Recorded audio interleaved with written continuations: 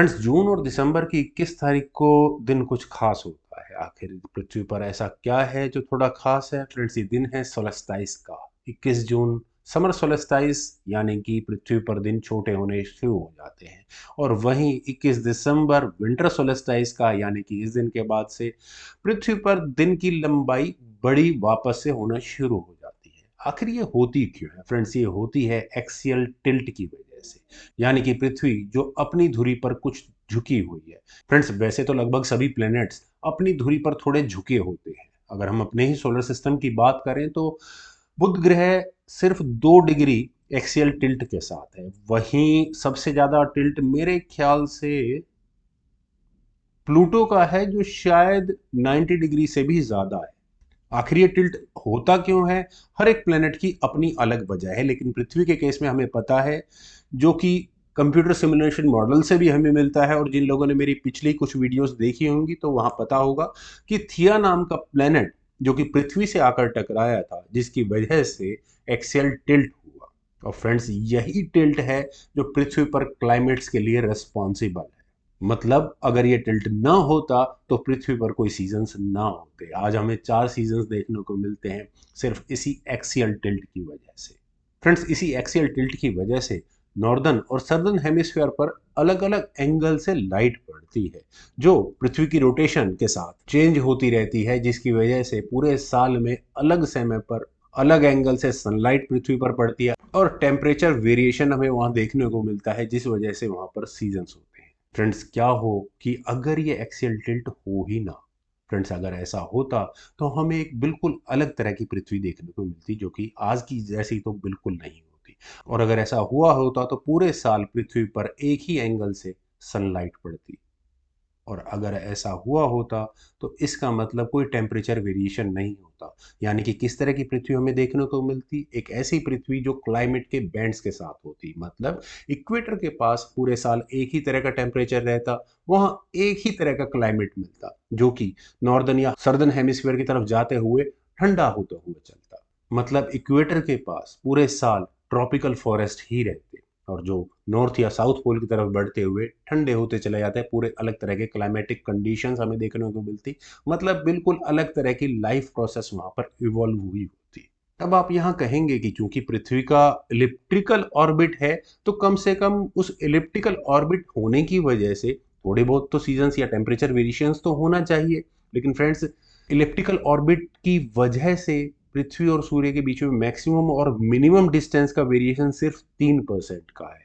और कमाल की बात यह है कि इस समय जब नॉर्दर्न हेमिस्फीयर में ठंड पड़ रही है, तो पृथ्वी और सूर्य की दूरी सबसे ज्यादा कम है।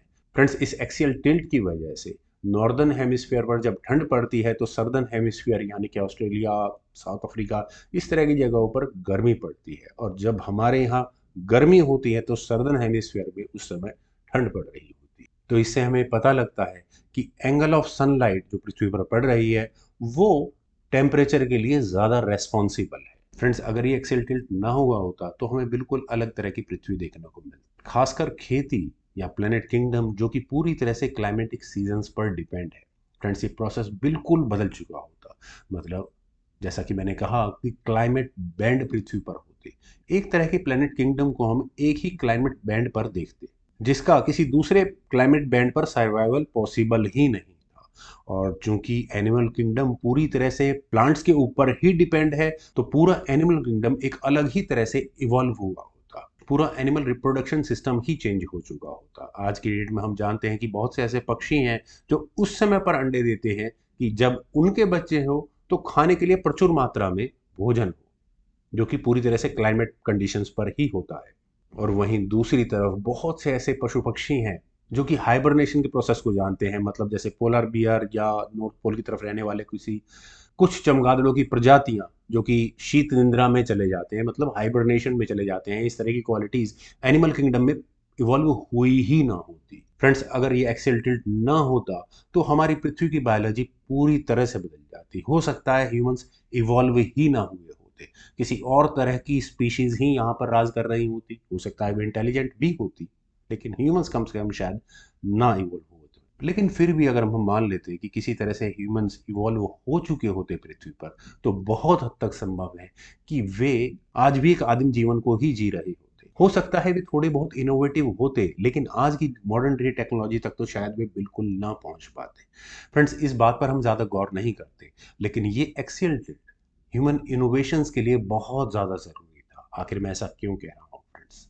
फ्रेंड्स, जैसे मैंने कहा कि इस एक्सियल टिल्ट की वजह से क्लाइमेटिक सीजन्स होते हैं। फ्रेंड्स, होमो सेपियन जब सब सहारा रीजन से इवॉल्व होकर बाहर निकले, तो वे उन स्थानों तक भी गए जहां पर ठंड पड़ती थी, और इस ठंड पड़ने की वजह से ही आग का आविष्कार हुआ। फ्रेंड्स, जब आग का आविष्कार हुआ तो इनोवेशन ने चूल्हे का आविष्कार भी करवा ही दिया। उस चूल्हे को जलाने के लिए फ्यूल की जरूरत थी, जो लकड़ी से शुरू हुई और कोयले तक जा पहुंची। और फ्रेंड्स, इस कोयले की खोज जो कि 18वीं शताब्दी में हुई थी, इसी ने स्टीम इंजन को जन्म दिया, और इसी के बाद इंडस्ट्रियल रेवोल्यूशन की शुरुआत हुई, जो आज आर्टिफिशियल इंटेलिजेंस तक जा पहुंची है। और फ्रेंड्स, सबसे बड़ी बात, ये बदलते क्लाइमेटिक कंडीशंस बीमारियों को फैलने से भी रोकते हैं। अगर एक ही तरह का मौसम पूरे साल पृथ्वी पर रहे, या किसी एक खास क्लाइमेटिक बैंड पर रहे, तो वहाँ बहुत हद तक संभव है कि पैथोजेंस को रोकने में ज़्यादा हमें मदद मिलेगी नहीं। क्योंकि ठंड आती है तो वहाँ माइक्रोबल लाइफ को थोड़ी प्रॉब्लम तो होती है, जिसकी वजह से ह्यूमंस को बहुत अच्छा खासा समय पूरे साल में मिल जाता है, जिसमें वे थोड़ा कम बीमार पड़ते हैं। लेकिन फ्रेंड्स, ये तो वो पृथ्वी रही जिस पर लाइफ या ह्यूमंस इवोल्व हो चुके थे। लेकिन हो सकता है कि एक्सियल टिल्ट ना होने की वजह से हमें एक ऐसी पृथ्वी देखने को मिलती जिसकी हम कल्पना ही नहीं कर पाते। एक पूरी बर्फ की बॉल के रूप में पृथ्वी शायद इवॉल्व होती। ऐसा मैं क्यों कह सकता हूँ फ्रेंड्स? इसकी दो वजह है।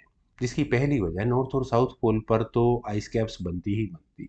फ्रेंड्स, चूंकि बर्फ सफ़ेद होती है, लाइट को अच्छे से रिफ्लेक्ट कर सकती है, और जैसे मैंने बताया कि टेम्परेचर में तो वेरिएशन एक्सियल टिल्ट की वजह से ही आता है, जो कि होता नहीं, यानी कि बर्फ वहाँ कभी पिघलती ही नहीं, जिसकी वजह से बर्फ की चादर और फैलती ही चली जाती आइस कैप्स पर। और दूसरी वजह फ्रेंड्स, वो बर्फ कभी पिघलती ही नहीं, क्योंकि टेम्परेचर में कोई वेरिएशन तो होता नहीं, जिसकी वजह से आइस कैप्स मोटी होती चली जाती। जिसका मतलब ये होता कि पृथ्वी के नीचे से निकलने वाला थर्मल रेडिएशन भी उस आइस कैप्स को पृथ्वी की सतह के ऊपर किसी तरह का कोई प्रभाव नहीं डाल पाता, जिससे बर्फ की चादर और ज्यादा फैल जाती। हो सकता है कि इक्वेटर के आसपास थोड़ा बहुत पानी बचता, लेकिन इतने थोड़े पानी में क्या इतनी प्रचुर मात्रा में लाइफ इवॉल्व हो पाती? इस पर तो संदेह है। वेल फ्रेंड्स, हमें उस थिया नाम के प्लेनेट को ज़रूर धन्यवाद देना चाहिए, जिसकी वजह से पृथ्वी पर एक्सियल टिल्ट आया, जिसकी वजह से पृथ्वी पर लाइफ इवॉल्व हो पाई। तो फ्रेंड्स, मुझे उम्मीद है आपको मेरी छोटी सी प्रेजेंटेशन ज़रूर पसंद आई होगी। तो लाइक शेयर तो आप करेंगे ही करेंगे, चैनल को सब्सक्राइब नहीं किया तो प्लीज़ उसे भी कर देना। And as usual, thank you for watching and bye for now.